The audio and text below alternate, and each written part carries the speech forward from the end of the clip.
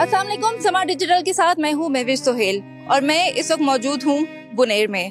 पीर बाबा का मकाम है ये बुनेर का, जहाँ पे इस वक्त हम लोग मौजूद हैं और यहाँ पे आप ये वही नदी देख रहे हैं जहाँ पे एक बड़ा सैलाब का रेला आया और इस पूरे गांव को तबाह करके चला गया। यहाँ पे अभी तक हम देख रहे हैं कि लोगों के घरों की चीजें जो हैं यहाँ पे पड़ी हुई हैं। एक तकिया भी पड़ा हुआ है, वहाँ पे भी कुछ सामान घरों का पड़ा हुआ है। अभी मैं यहाँ पे देख रही थी कि चूड़ियां जो हैं लड़कियों की वो भी यहाँ पे बहती हुई जा रही हैं। पूरा गाँव जो है, जहाँ तक मेरी नजर जा रही है वहाँ तक तबाह कुन मुझे जो है वो मनाजिर दिखाई दे रहे हैं। लोगों के घर यहाँ पे तबाह बर्बाद हो गए, लोगों के लाइफ स्टॉक जो यहाँ पे थे वो बर्बाद हो गए, खेत सारे यहाँ पे बर्बाद होके रह गए, लोगों के कारोबार जो हैं वो यहाँ पे तबाह होके रह गए। अभी मैं देखती भी आ रही थी कि पूरा गांव जो है किस तरह यहाँ पे तबाह हुआ पड़ा हुआ है।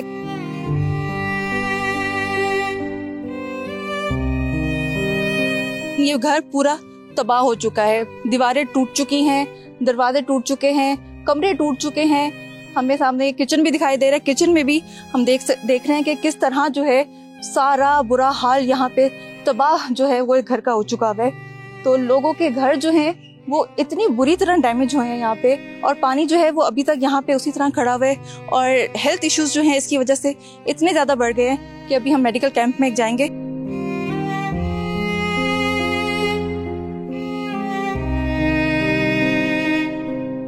हमारे साथ यहाँ पे जिनका ये घर है वो भी मौजूद हैं। रोजी गुल उनका नाम है, उन्होंने हमें बताया है। अस्सलाम वालेकुम सर, घर की मैं हालत देख रही हूँ, ये तो पहचाने नहीं जा रहा कि ये घर ही है। ये सैलाबी रेला सुबह 8 बजे आया था। मैंने बच्चों को यहाँ से निकाला। जब वापस आया तो घर की ये हालत हो चुकी थी।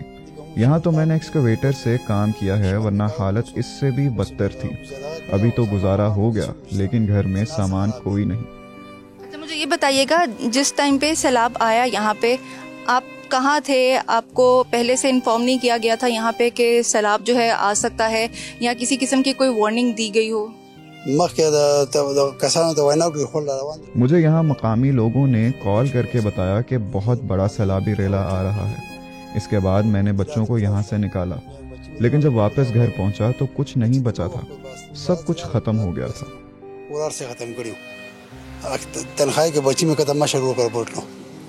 अभी आपकी फैमिली जो है वो कहाँ पर है? उनको आपने कहीं किसी सेफ मकाम पे जो है वो मुंतकिल किया है? बच्चे और बीवी को मैंने अपने दूसरे भाई के घर मुंतकिल किया था और अभी तक वो वहीं है। अब मुझे आप बताएं कि अब किस तरह दोबारा से आप अपना घर जो है वो करेंगे, क्योंकि एक घर बनाने में अच्छी खासी जमा पूंजी जो है वो लगती है। अच्छा खासा आपका यहाँ पे नुकसान हुआ है। लोग आते रहते हैं, वादे तो किए हैं कि हम मदद करेंगे और घर दोबारा बनाकर देंगे, लेकिन अभी यहाँ रहना मुश्किल है क्योंकि इसमें बहुत वक्त लगेगा। 3-4 महीने तो घर दोबारा रहने के काबिल बनाने में लग जाएंगे। बिल्कुल टाइम लगेगा घर बनाने में, क्योंकि रातों रात तो ये खड़ा नहीं हो सकता। जिस तरह रातों रात ये घर जो है वो तबाह हुआ है, इसको बनाने में, इसको दोबारा खड़ा करने में, दोबारा आबाद करने में इसको अच्छा खासा टाइम लगना है।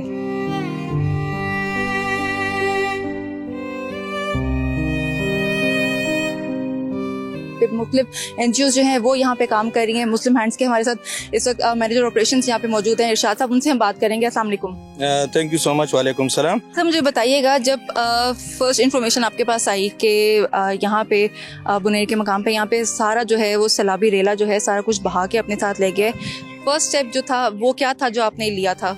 हमारा जो फर्स्ट स्टेप था, फर्स्ट ऑफ ऑल हमने डिस्ट्रिक्ट मैनेजमेंट अथॉरिटी के साथ हमारी कोऑर्डिनेशन रही, प्रोविंशियल मैनेजमेंट अथॉरिटी के साथ और रिलीफ डिपार्टमेंट पेशावर जो है KP को जो लीड करता है उनके साथ हमारी कोऑर्डिनेशन रही। और सेकंड पे जो है हमारी जो जितनी भी ऑर्गेनाइजेशन वहाँ पर ऑन बोर्ड थे तो उनके साथ भी जो है विद कंसल्टेशन हमने एरियाज आइडेंटिफाई किए और फर्दर जो है क्या डुप्लीकेशंस ना हो, और हमने उस इलाकों को मूव किया और जो बेसिक नीड्स थे उनको आइडेंटिफाई करके रिलीफ एक्टिविटीज़ में हिस्सा लिया।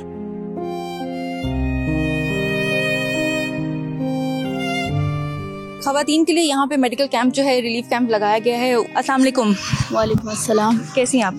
ठीक हूँ अल्हम्दुलिल्लाह, आप ठीक हैं? अल्लाह का शुक्र, ठीक ठाक। फ्लड के बाद यहाँ पे सबसे ज़्यादा कौन सी बीमारियाँ हैं जो यहाँ पे सबसे ज़्यादा जिन्होंने जन्म ले लिया? जी, तो मैं जितना नोट कर रही हूँ 5वां दिन है मेरा, तो बच्चों में तो डायरिया बहुत ज़्यादा हो रहा है, स्केबीज उसके बाद बहुत ज़्यादा हो गया है, और ख़वातीन में स्पेशली यूटीआई बहुत ज़्यादा कॉमन हो गया है, और चेस्ट इन्फेक्शन में बहुत ज़्यादा देख रही हूँ इन दिनों में। तो ये चीज़ें मतलब ये काफ़ी ज़्यादा पोल्यूशन, मतलब ये एयर भी पोल्यूट हो गया है और पानी भी, तो इसकी वजह से बहुत ज़्यादा मतलब बीमारियाँ इसके साथ और ज़्यादा हो रही है। मैं देख रही थी कि यहाँ पे पानी जो है वो अभी भी खड़ा हुआ है घरों के अंदर भी, तो उस वजह से डेंगू जो है उसका बहुत ज़्यादा खतरा है कि वो यहाँ पे जो है बहुत ज़्यादा फैल सकता है। जितना अभी तक पेशेंट रेट है वो ज़्यादातर डायरिया के साथ आए हैं, स्केबिस के साथ आए हैं, और चेस्ट इन्फेक्शन बहुत ज़्यादा कॉमन जो मैं देख रही हूँ, और इसके अलावा मलेरिया बहुत ज़्यादा हो गया है इस फ्लड के बाद। अच्छा, मुझे बताएं कि इस तरह के जो एरियाज़ होते हैं, जो फ्लडेड एरियाज़ होते हैं, तो वहाँ पे लोगों को किन चीज़ों का सबसे ज़्यादा ख्याल रखना चाहिए? एज अ डॉक्टर तो मैं सबसे पहले ये एडवाइस दूंगी लोगों को कि सबसे पहले तो वो बच्चों को अच्छी तरह गाइड करें, सफाई का बहुत ज़्यादा ख्याल रखें, मतलब हाइजीनिक वो काफ़ी ज़्यादा इसका ख्याल रखें। बच्चे इसकी वजह से बहुत ज़्यादा इफ़ेक्ट हो रहे हैं, बड़े तो फिर भी अपने आप को रख सकते हैं। दूसरी बात यह है कि जो वाटर है वो ठीक नहीं है यहाँ पे कंटामिनेट, तो मैं स्पेशली हुकूमत पाकिस्तान से ये रिक्वेस्ट करती हूँ कि मतलब वो यहाँ के लिए ऐसा कोई अरेंजमेंट कर ले कि इनको फ़िल्टर्ड वाटर मिल जाए। मतलब जो इफ़ेक्ट हो रहा है वो यही वजह है कि पानी बहुत ज़्यादा इफ़ेक्ट हो गया है यहाँ का। तो मैं भी नोट कर रही थी यहाँ पे इलेक्ट्रिसिटी का जो है वो बहुत ज़्यादा इशू है जी। यहाँ पे जनरेटर्स जो है उन्हीं से लोग काम चला रहे हैं। जी, जनरेटर से काम चला रहे हैं, और बस कोई सोलर से, बैटरी से, मतलब लेकिन वो भी इतना ज़्यादा आपको पता है कि नहीं वो कर सकते। बिल्कुल, यहाँ पे काफ़ी ज़्यादा जो है इश्यूज़ हैं, पानी के इश्यूज़ हैं, इलेक्ट्रिसिटी के यहाँ पे इश्यूज़ हैं, और पानी की वजह से ही सबसे ज़्यादा बीमारियाँ जो है वो यहाँ पे पैदा हो रही हैं, जिसकी वजह से लोग जो है इफेक्ट हो रहे हैं। ये ख़वातीन का कैंप था जो मैं आपको दिखा रही थी, यहाँ पे उनके लिए मेडिसिन जो हैं वो भी रखी गई हैं, उनको फ्री जो है मेडिसिन यहाँ पे प्रोवाइड की जा रही है। ये है मर्दों का कैंप, जहाँ पे ख़वातीन का भी आपको कैंप दिखाया। अभी हम मर्दों के कैंप में आए हैं। यहाँ पे मर्दों के लिए जो है सारी फैसिलिटीज़ जो है यहाँ पे रखी गई है, उनके हेल्थ इश्यूज़ जो है वो देख रहे हैं। खालिद साहब प्रोजेक्ट मैनेजर यहाँ पे हमारे साथ मौजूद हैं, उनसे हम बात करेंगे। अस्सलाम वालेकुम। वालेकुम सलाम। सर, यहाँ पे हम देख रहे हैं कि बहुत सी टीम्स जो हैं यहाँ पे डिफरेंट NGOs की काम करी है, लेकिन यहाँ पे हम काफ़ी ज़्यादा जो है लोग दिखाई दे रहे हैं, और यहाँ पे जो डॉक्टर्स हैं उनकी यहाँ पे हमें तादाद जो है पूरे ओवरऑल एरिया में बहुत कम दिखाई दे रही है, क्योंकि यहाँ पे 50-50 लोगों के लिए जो है यहाँ पे एक डॉक्टर हमें सिर्फ दिखाई दे रहा है। जी बिल्कुल ma'am, thank you so much आपके आने का। ये जो हमारा कैंप है कंसर्न वर्ल्ड वाइड और FCDO के ताउन से मुस्लिम हैंड ने लगाए हैं। जिस तरह आपने बात की, हमारी इस मेडिकल कैंप में हमारे साथ मेल डॉक्टर और फीमेल डायरेक्ट दोनों मौजूद हैं, क्योंकि इमरजेंसी हैं, ज़्यादातर एरिया इफेक्टेड्स हैं, लोग ज़्यादा इफेक्टेड हैं, तो इसी वजह से डिस्ट्रिक्ट एडमिनिस्ट्रेशन के साथ हमारी क्लोज कोऑर्डिनेशन है, और क्योंकि डॉक्टर्स की कमी है इस रीजन में, तो यही वजह से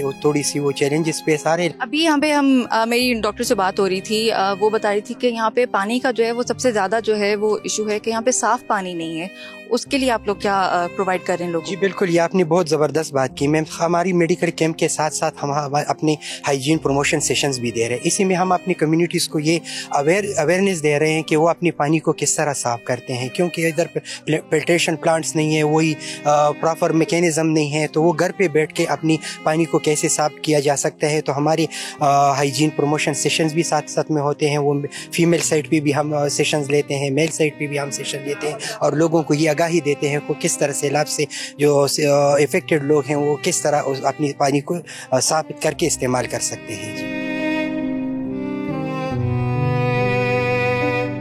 अभी हमने पहले आपको पीर बाबा का मकाम दिखाया कि वहाँ पे सैलाब ने किस तरह जो है पूरी जिंदगी जो है लोगों की तबाह कर दी है। पीर बाबा के मकाम से अगर थोड़ा सा आप ऊपर की साइड पर आए तो बिश्नोई का इलाका आता है, जिस वक्त मैं यहाँ पे इस वक्त मौजूद हूँ। ये वो रूट है जो पूरा सैलाब का होता हुआ यहाँ से पूरा सैलाब का रेला वो एंड तक पीर बाबा के मकाम तक गया, और वहाँ पे दो जो थे सैलाब जो थे वो वहाँ पे जाके मिले थे, और जिसने ज्यादा तबाही मचाई थी। अभी यहाँ पे पूरा एरिया मैं आपको दिखाती हूँ, ये इतनी खूबसूरत जगह हुआ करती थी, जो कि अब मुझे लग रहा है कि यहाँ पे सिर्फ खंडर ही बन गई हैं। पूरे घर जो हैं लोगों के, और लोगों की गाड़ियां हम देख रहे हैं कि तबाह हो गए, लोगों के कारोबार जो हैं वो तबाह हो गए।